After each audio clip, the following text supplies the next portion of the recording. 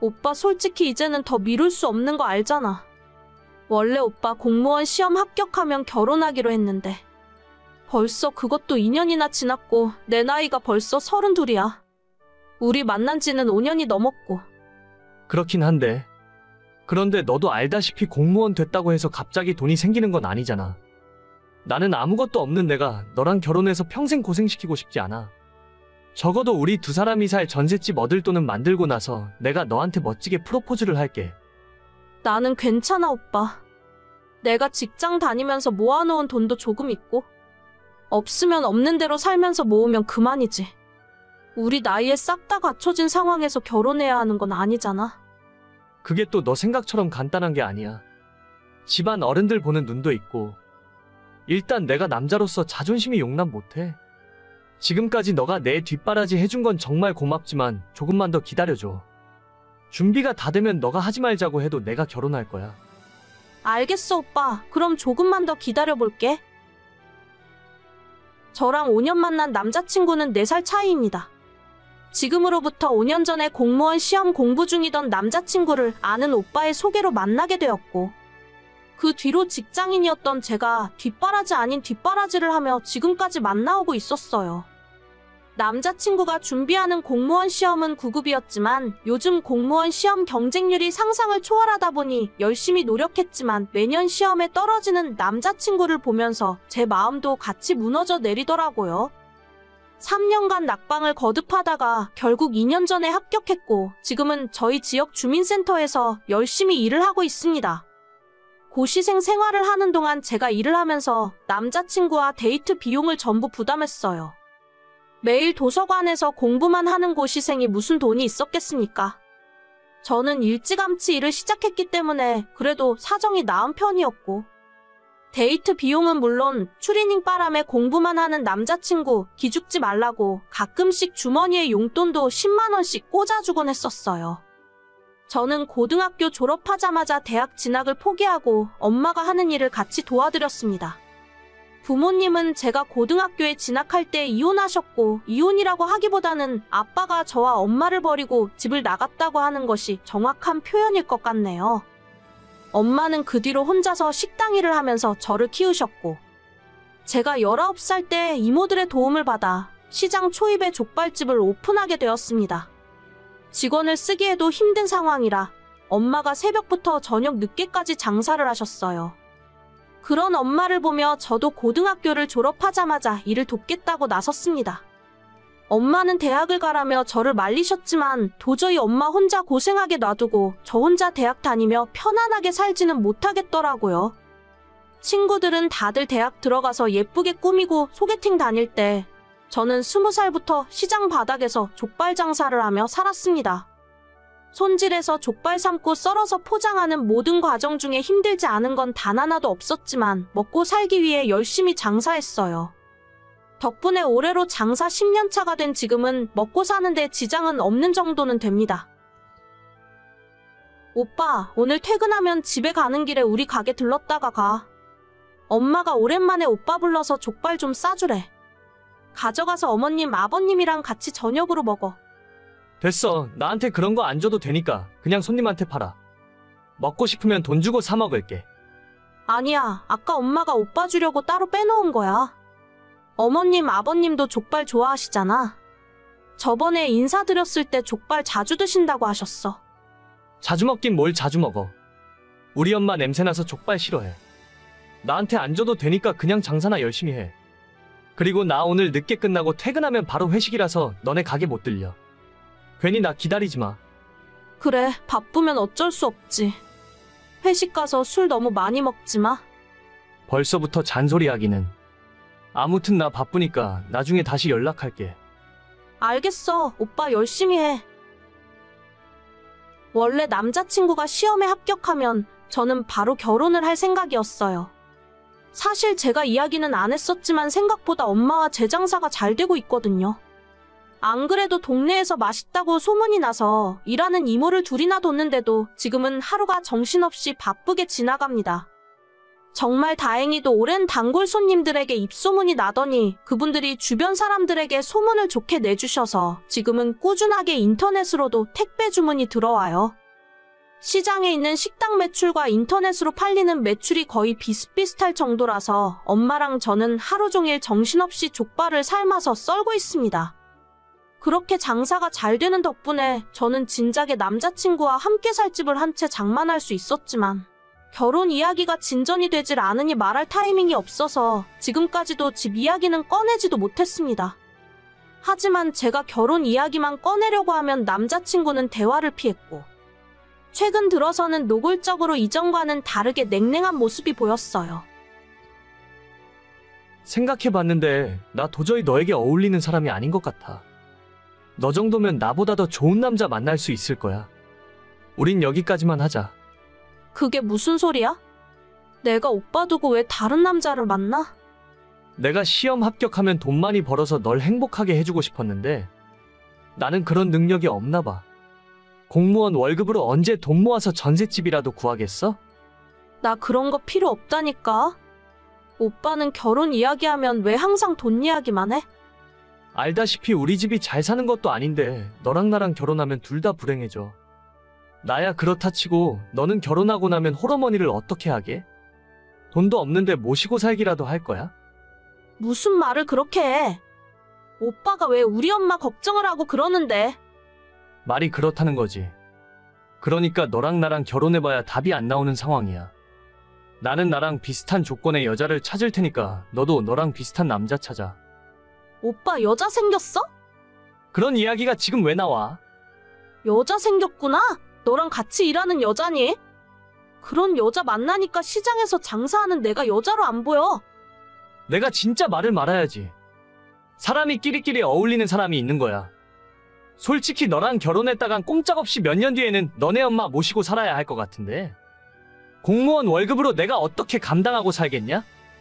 알겠어. 더는 오빠랑 이야기하고 싶지 않으니까 여기서 끝내자. 내가 다 너를 위해서 한 이야기야. 너도 너랑 비슷한 수준의 남자를 찾아?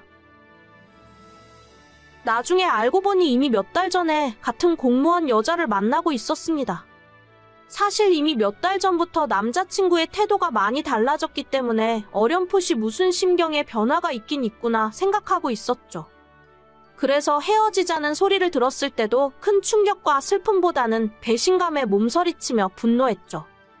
지난 5년의 시간이 아깝고 이런 놈한테 농락당한 내 자신이 한심했지만 이제 와서 떠난 사람의 마음을 돌릴 수는 없었습니다. 그냥 다이짜 생각했고 오히려 더 일에 몰두하며 살았어요. 앞으로 다신 연락할 일 없다고 생각했는데 며칠 전 갑자기 연락이 오더라고요. 너 왜 지금까지 날 속이고 있었어? 뭐야, 갑자기 연락해서 이게 무슨 헛소리야? 아니, 너네 족발집 엄청 유명하잖아. 우리 사무실 사람들 중에 너네 엄마 가게 모르는 사람이 하나도 없더라. 얼마 전에 TV에도 나왔네. 그게 이제 와서 뭐가 중요해? 대체 무슨 말이 하고 싶은데? 하루에 매출 얼마씩 나와? 100만 원 넘게 벌어? 내가 그걸 말해줄 의무가 있어? 아, 빨리 얘기해봐. 100만 원 넘게 파냐고.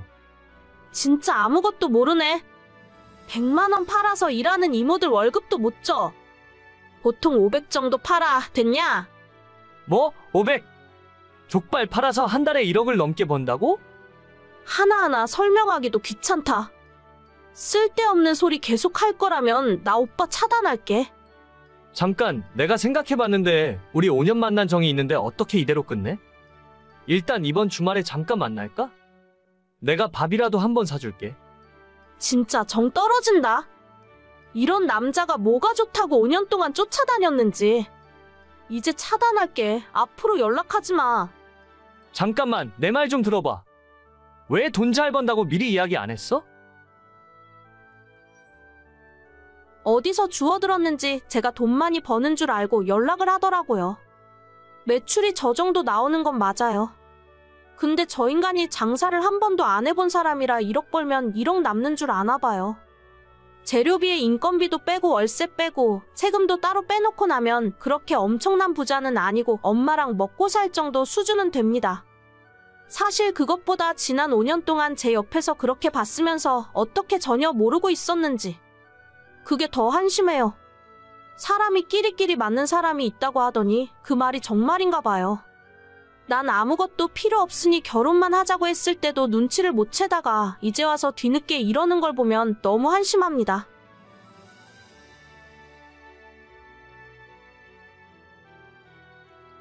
새언니, 청첩장 나왔어요?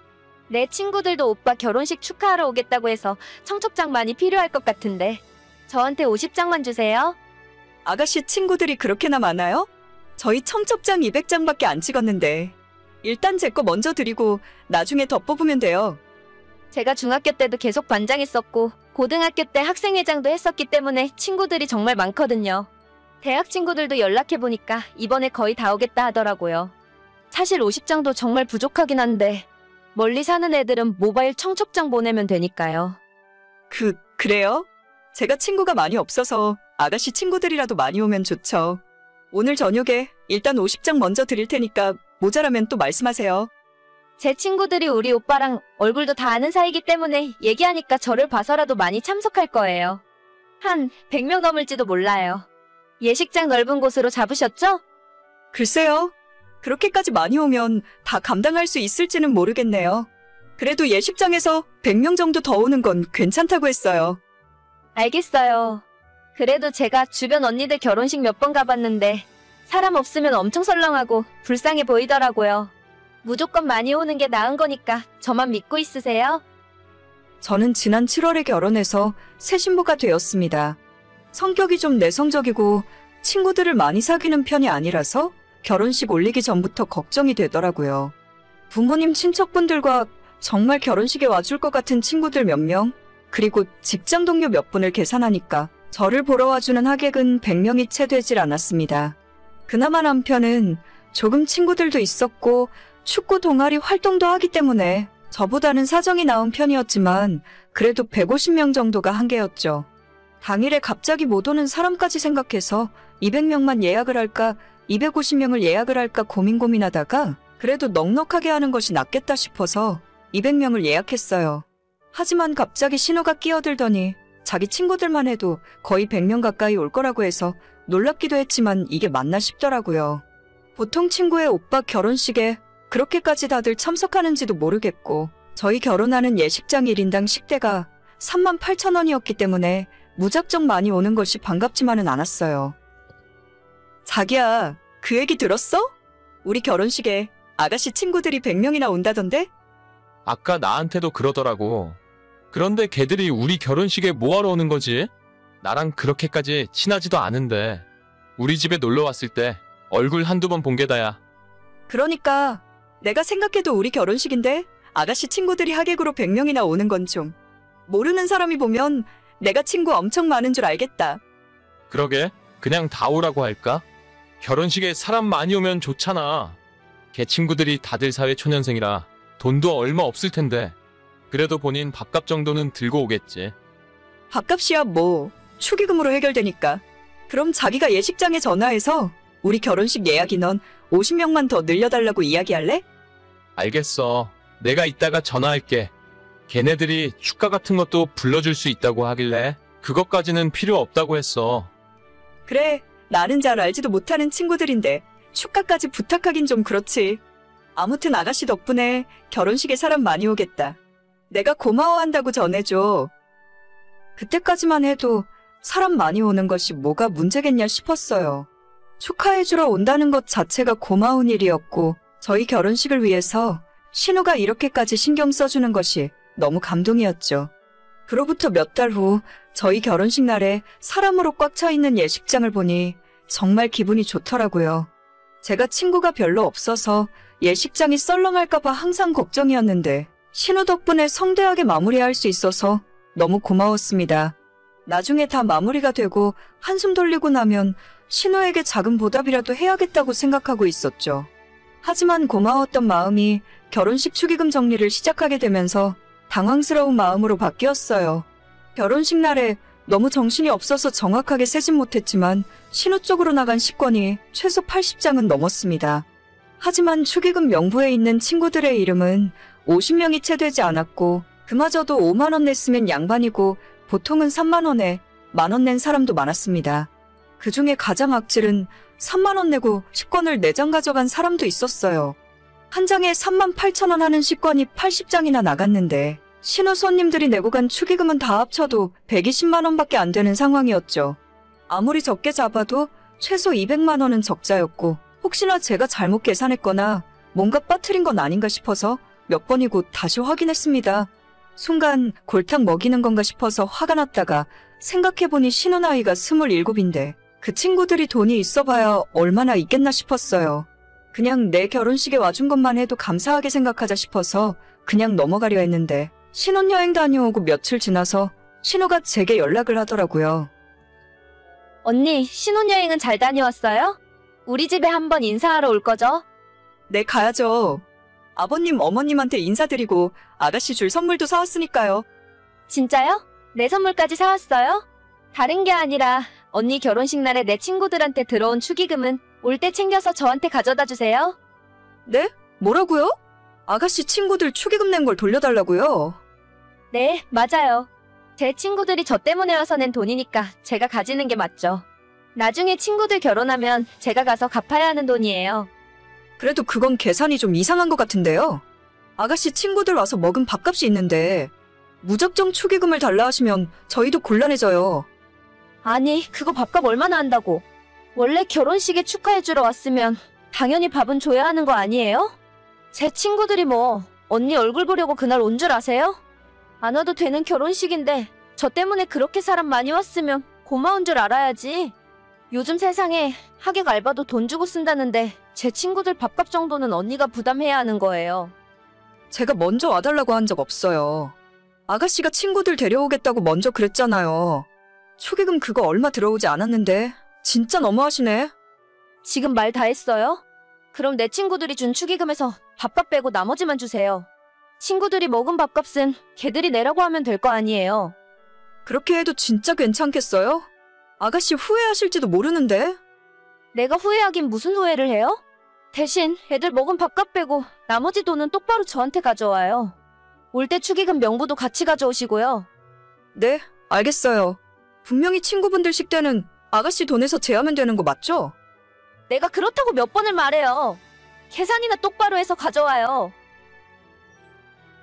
그렇게 저는 신호가 원하는 대로 신호 친구들에게 나간 식권 숫자와 모두 합한 식대, 그리고 신호 앞으로 들어온 축의금을 전부 정리해서 명부와 함께 보기 좋게 정리해놨어요. 제가 회사 다니면서 밥 먹고 하는 일이 이런 비슷한 일이라서 아주 식은 죽 먹기였죠. 모두 계산하고 났더니 오히려 신호가 저에게 줄 돈이 220만 원 정도 되더라고요. 남편에게 당신 동생이 나보고 이렇게 하라더라 이야기를 해줬고, 처음엔 이번 축의금 문제를 좋게 생각하고 넘어가려 했던 남편마저 화가 머리끝까지 났습니다. 남편이 그날 저녁 당장 시댁으로 달려가서 집안을 발칵 뒤집어 버렸어요. 봉투에 담아간 축의금을 신호에게 던져주면서 네 친구들 식대 300만 원 당장 달라고 소리를 질렀죠. 원래 330 넘게 줘야 하는데 그래도 동생이니까 아래는 빼주겠다면서 300만 원만 달라고 했어요. 그리고 사실 저희 신혼여행 갔다 오면서 신호한테 선물로 가방을 하나 사서 가져왔었거든요. 남편이 그 이야기도 신호에게 하면서 원래 넣어주려고 150만 원짜리 가방 사왔는데 하는 짓이 괘씸해서 그냥 팔아버리기로 결정했다고 말했더니 신호가 약이 잔뜩 올라서 눈물 뚝뚝 흘리며 울더라고요. 저 진짜로 신호한테 고마워하는 마음도 있었고 앞으로 잘해주려고 생각했었어요. 신호 친구들한테 들어온 축의금이 생각보다 너무 적었지만 그래도 와준 것만 해도 고맙게 생각하면서 돌아오는 길에 신호 가방을 사자고 한 것도 남편이 아닌 저였습니다. 서로 좋은 게 좋은 거라고 내 쪽에서 먼저 마음 열고 다가가려 했는데 신호가 이런 식으로 싸가지 없게 나오면 앞으로 저도 똑같이 해줄 거예요. 300만 원 정말 줄 때까지 맨날 이야기할 거고 끝까지 받아낼 겁니다. 자기 친구 많다고 그렇게 자랑하더니 신호 주변에 멀쩡한 사람은 하나도 없는 것 같네요. 오늘의 사연은 여기까지입니다. 구독과 좋아요, 알림 설정은 많은 힘이 됩니다. 다들 행복하시고 좋은 하루 되세요.